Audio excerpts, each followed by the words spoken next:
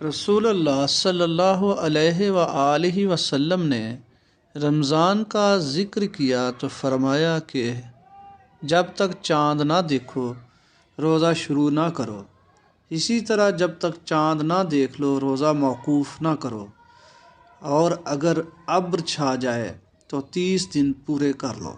نبی کریم صلی اللہ علیہ وآلہ وسلم نے فرمایا مہینہ کبھی 29 راتوں کا ہوتا ہے، اسی لیے 29 پورے ہو جانے پر جب تک چاند نہ دیکھ لو روزہ نہ شروع کرو، اور اگر ابر ہو جائے تو 30 دن کا شمار پورا کر لو۔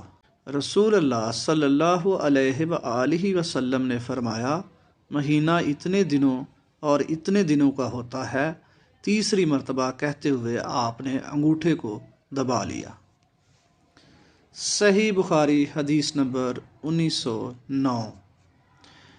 نبی کریم صلی اللہ علیہ وآلہ وسلم نے فرمایا، یا یوں کہا کہ ابو القاسم صلی اللہ علیہ وسلم نے فرمایا چاند ہی دیکھ کر روزے شروع کرو اور چاند ہی دیکھ کر روزے موقوف کرو، اور اگر ابر ہو جائے تو 30 دن پورے کر لو۔ صحیح بخاری حدیث نمبر 1910۔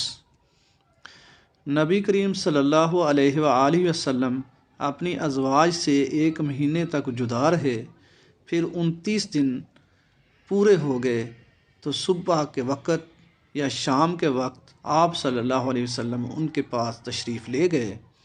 اس پر کسی نے کہا آپ نے تو عہد کیا تھا کہ آپ 1 مہینہ تک ان کے یہاں تشریف نہیں لے جائیں گے، تو حضرت صلی اللہ علیہ وآلہ وسلم نے فرمایا کہ مہینہ 29 دن کا بھی ہوتا ہے۔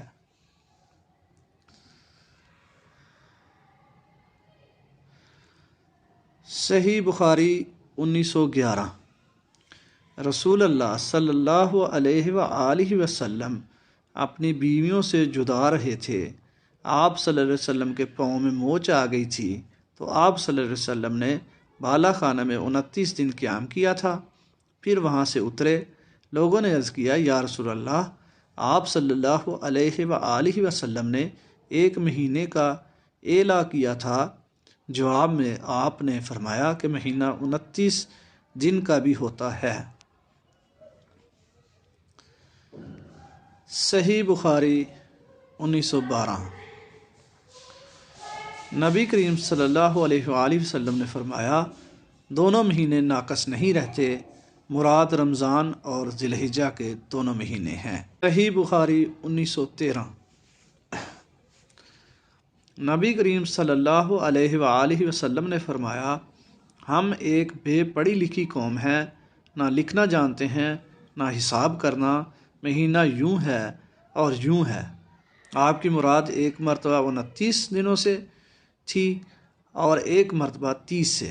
آپ صلی اللہ علیہ وآلہ وسلم نے 10 انگلیوں سے 3 بار بتلایا۔ صحیح بخاری 1914۔